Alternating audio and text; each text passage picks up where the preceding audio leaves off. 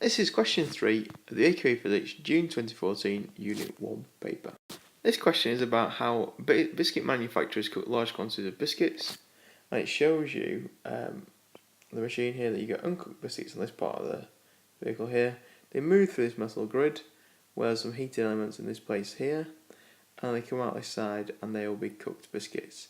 It tells you this is a light coloured shiny metal case and the metal grid moves along. In this question you're also given some other information which will be on the next slide. So you're also given that you've got two controls. You've got a power setting here which can move from 0 to 3500 watts. You've also got the speed of the metal grid. You can move that from slow to fast. Now part A of the question asks which type of electromagnetic radiation makes the biscuits turn brown, and that one is infrared. So it's infrared radiation.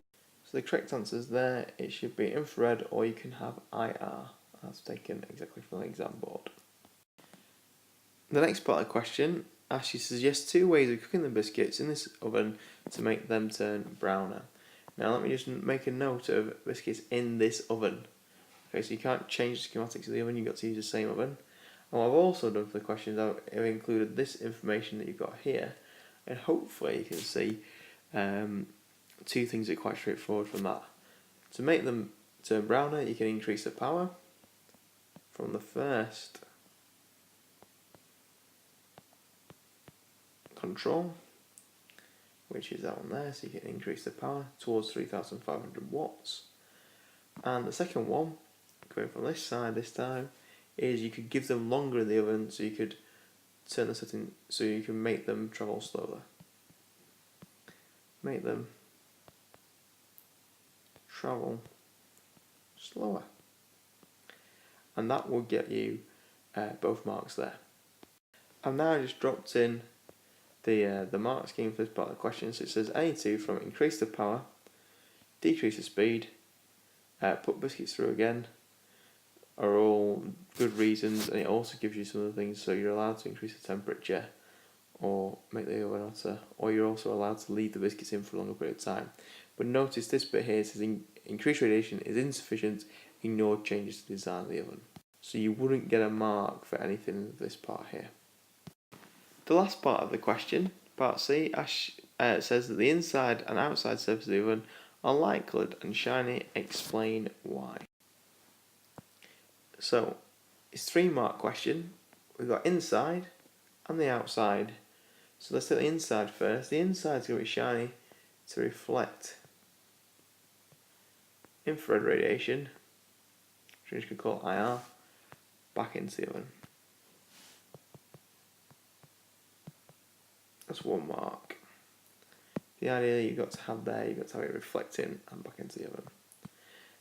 Let's have a look at the outside now, which I'm just going to do in blue. Now why would the outside of the oven be light and shiny? That's the reason for that. On the outside you want it to not be able to emit very much light. So light shiny surfaces are so the outside, and the idea is light and shiny.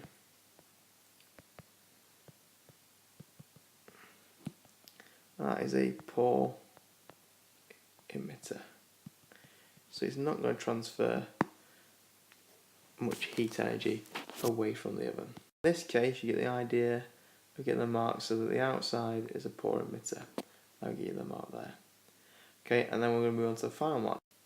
So the final mark is for explaining how these two work in tandem. And the reason these two work in tandem is that it's going to increase the energy within the oven, so increase the amount of infrared radiation in the oven. So these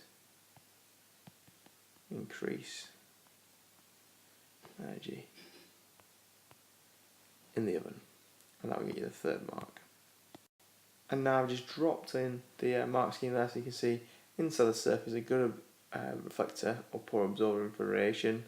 The outside surface is a poor emitter, and that increases the energy reaching the biscuit, so increases the energy inside the oven. And that brings us to the end of the question.